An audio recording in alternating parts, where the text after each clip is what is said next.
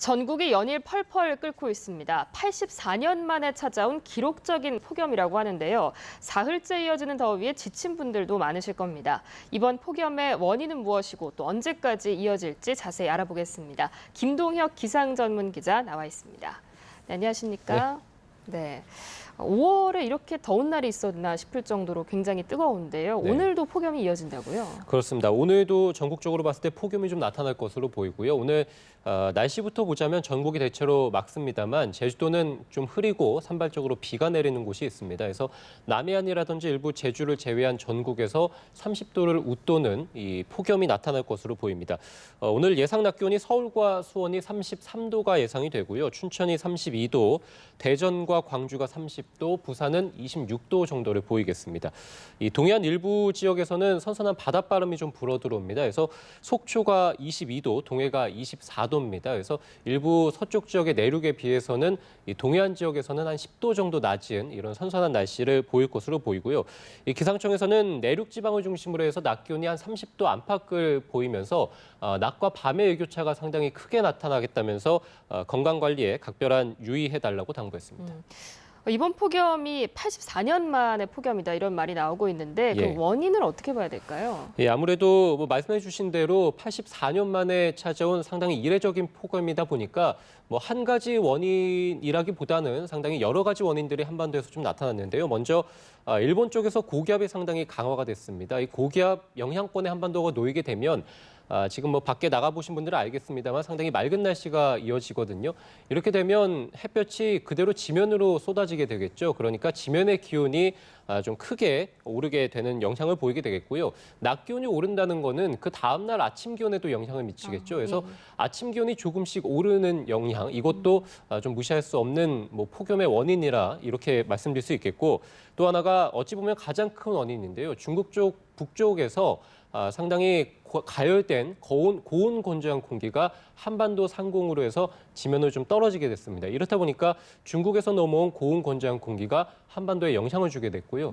특히 수변한 공기보다는 고온 건조한 공기가 훨씬 더 일사에 영향을 많이 받습니다. 그래서 좀 뜨겁게 가열이 됐었고, 마지막 원인은 제가 아까 동해안 지역이 좀 선선하다고 오늘 말씀드렸는데 최근 며칠째 나타나고 있는 현상이거든요. 동해안 지역의 선선한 바닷바람이 아무래도 서쪽의 내륙 지역으로 넘어오는 과정에서 지면에 달궈진 이 공기의 영향을 받다 보니까 뜨겁게 달궈지게 됐고요. 또 하나는 이 선선한 공기가 산을 넘는 과정에서 공기가 압축이 되다 보니까 공기가 또 뜨겁게 가열이 됐습니다. 그래서 한 4가지 정도 제가 원인을 말씀드렸는데 이 4가지 원인으로 인해서 한반도에서 좀 기록적인 5월 폭염이 나타나게 됐습니다.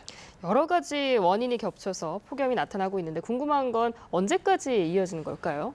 일단은 폭염만 말씀을 드리자면 오늘까지입니다. 그래서 폭염의 기준이 낮 기온이 33도 이상이 이틀 이상 지속될 것으로 예상될 때 내려지게 되는데요.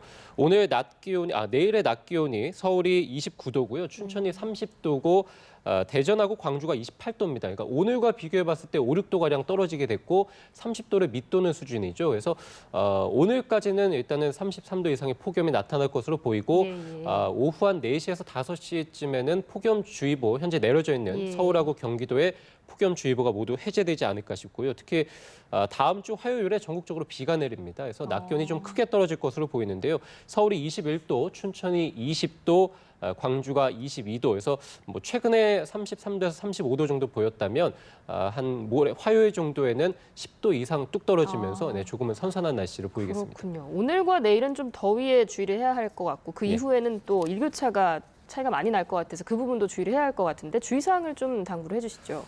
일단 정부에서 내일부터 온열 질환에 대한 감시 체계를 가동한다고 했습니다. 그만큼 좀 이례적으로 빨리 온열 체계에 대한 감시 체계를 가동한다고 볼 수 있겠는데요.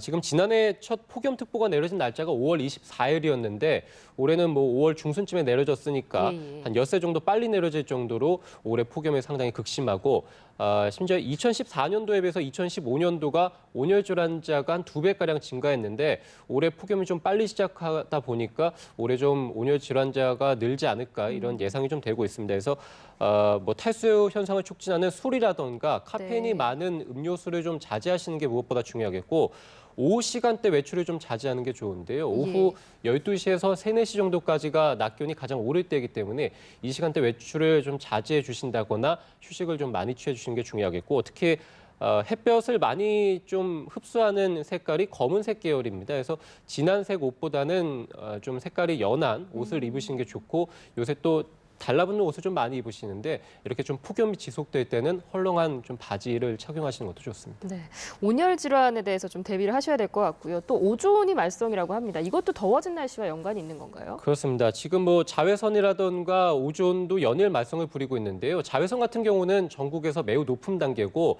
한 수십 분 정도 노출되면 화상을 입을 정도로 현재 상당히 자외선이 비상인 상황입니다. 자외선은 오전 10시부터 한 3시 정도까지 말썽을 부리게 되는데 뭐 말씀드렸다시피 이 시간대 외출을 좀 자제해 주시는 게 무엇보다 중요하겠고 뭐 긴 소매 옷이라던가 선글라스라던가 모자 이런 것들을 좀 착용해 주시는 게 좋고요. 오존 같은 경우는 자외선 또는 폭염하고는 시간대는 조금 다릅니다. 오존은 햇볕이 한창 가열이 됐고 그리고 자동차 배기가스 같은 오염 물질하고 화학 반응을 통해서 이제 오존이 생성이 되게 되는데요. 주로 한 4시에서 6시 그러니까 햇볕이 어느 정도 좀 해가 좀 지고 난 이후에 한 4시에서 6시 사이에 오존주의보가 내려진다고 생각하시면 되거든요. 그래서 이 오존 같은 경우가 먼지는 우리가 마스크를 쓰면 걸러지게 되는데 오존은 기체상 물질이기 때문에 마스크로 걸러지지 않고 체내에 그대로 흡수가 됩니다. 그래서 뭐 눈이라든지 여러 호흡기 질환을 일으킬 수 있습니다. 그래서 폭염이나 자외선이 뭐 오후 한 12시에서 3시 정도라면 자외선은 4시에서 6시 그러니까 뭐 사실상 오후 시간대는 이런 날에는 가급적 외출을 자제해 주시는 게 무엇보다 중요합니다. 햇빛이 없어졌다라고 해도 안심할 수 없을 것 같습니다. 네. 이번 그 이례적인 폭염이 한반도만의 문제는 아니고 인도 같은 경우는 뭐 수온주가 50도를 넘었다고요? 예, 인도 서부 지역에서 모레 51도를 기록한 적이 있거든요. 엊그제죠. 엊그제 51도를 기록했습니다.